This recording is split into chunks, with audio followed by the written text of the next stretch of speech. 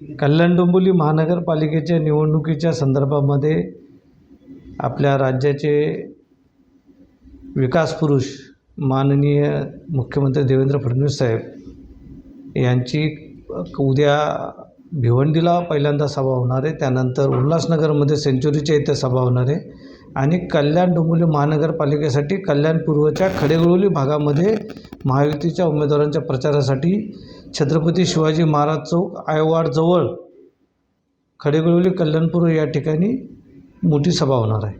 किती वाजता? संध्याकाळी 4 वाजता ही सभा सुरू होईल, साधारण 7 वाजेपर्यंत ही सभा संपेल। या सभेसाठी आदरणीय रवींद्र चव्हाण साहेब प्रदेशाध्यक्ष भाजपा, त्याचबरोबर खासदार श्रीकांत शिंदे साहेब हे दोन्ही नेते उपस्थित राहणार आहेत।